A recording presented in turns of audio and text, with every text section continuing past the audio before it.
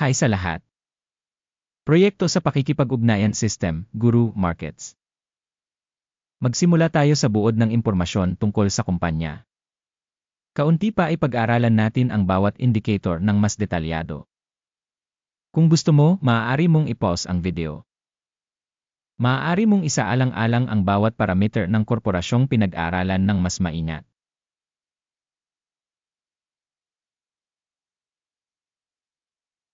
Ang pagsusuring ito ay batay sa impormasyon mula noong Abril 13, 2025.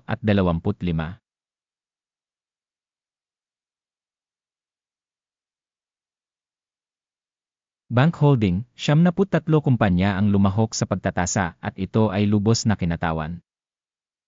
Tingnan ang mga solusyon sa order sa pagtatapos ng video na ito. Ang kabuang resulta para sa kumpanyang pinag-uusapan ay 0 sa 0 puntos.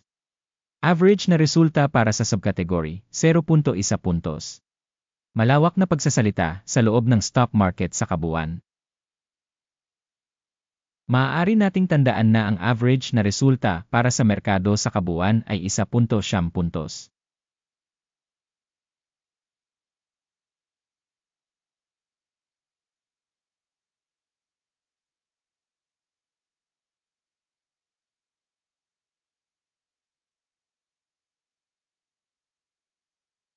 Laban sa dynamics ng presyo para sa subkategory na 13.8%.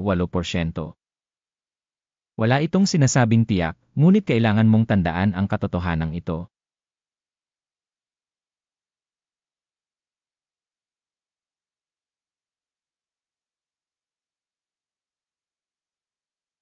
Na may subcategory market capitalization na US dollars 2,643 bilyon.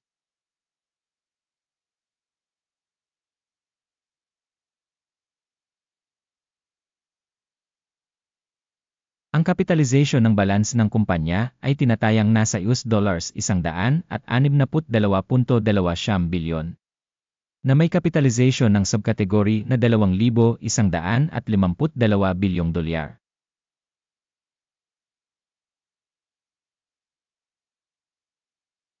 Pagkumpara sa shares ng stock exchange at balance sheet capitalization, makikita natin ang mga sumusunod.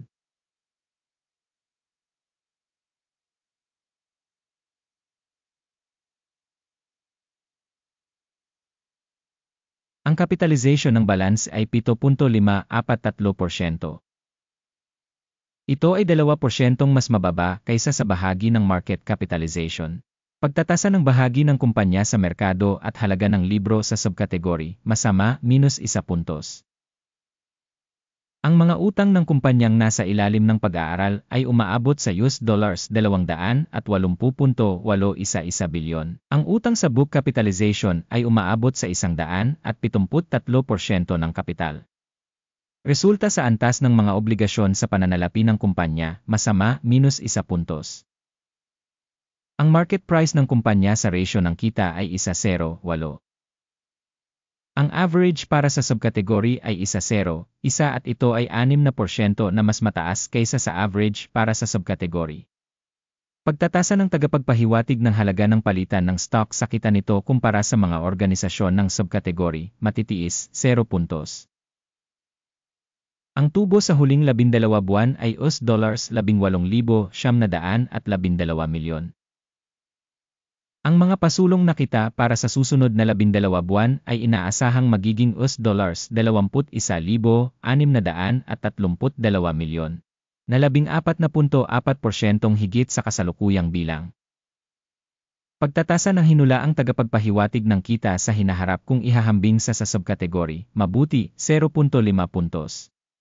Ang ratio ng presyo sa kita ng kumpanya ay 1.6.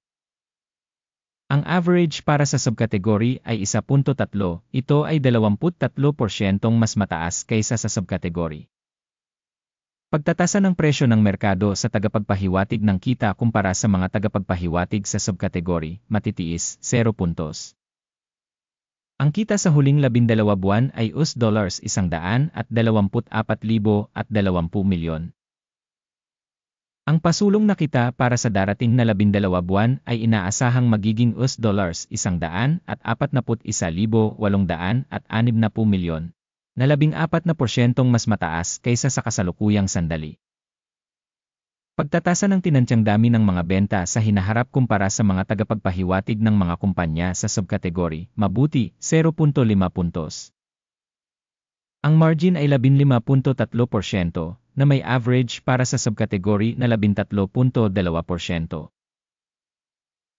Ang pagkakaiba sa pagitan ng average ng subkategory at pagganap ng kumpanya ay 2%. Pagtatasa ng kakayahang kumita ng mga benta kumpara sa mga tagapagpahiwatig sa subkategory, mabuti, 0.5 puntos. Ang bahagi ng kumpanya ayon sa bilang ng mga tauhan sa subkategory ay 8.4%. Ito ay isa 0% higit sa bahagi ng market capitalization.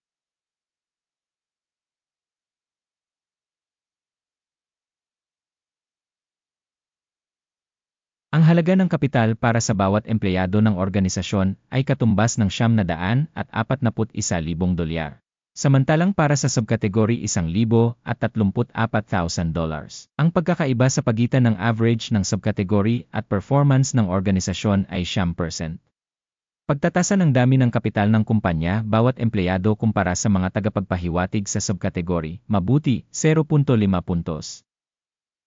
Ang halaga ng tubo sa bawat empleyado ay $87,100. Ang average sa subkategory ay $127,000. At ang pagkakaiba sa pagitan ng average ng subkategory at performance ng kumpanya ay 15%. Pagtatantya ng kita sa bawat empleyado ng kumpanya kumpara sa mga tagapagpahiwatig sa subkategory, matitiis, 0 puntos. Ang kita ng kumpanya sa bawat empleyado ay $571,000. Sa subkategory na $777,000. Ang pagkakaiba sa pagitan ng average ng subkategory at pagganap ng kumpanya ay 36%. Pagtatantya ng mga benta para sa bawat empleyado ng kumpanya kumpara sa mga tagapagpahiwatig sa subkategory, matitiis, 0 puntos. Ang dami ng mga transaksyon sa pagbebenta ay 0.9% na may average para sa subkategory na 0.9%. Ito ay isang maikling squeeze indicator.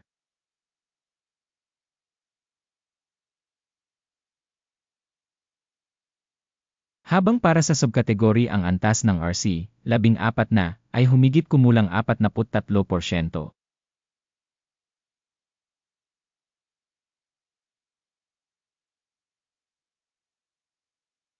Ang aktual na presyo ng mga bahagi ng kumpanya ay humigit kumulang $62.5. Ang target na presyo ng pinagkasunduan para sa mga pagbabahagi ng kumpanya ay nasa paligid ng $70.7.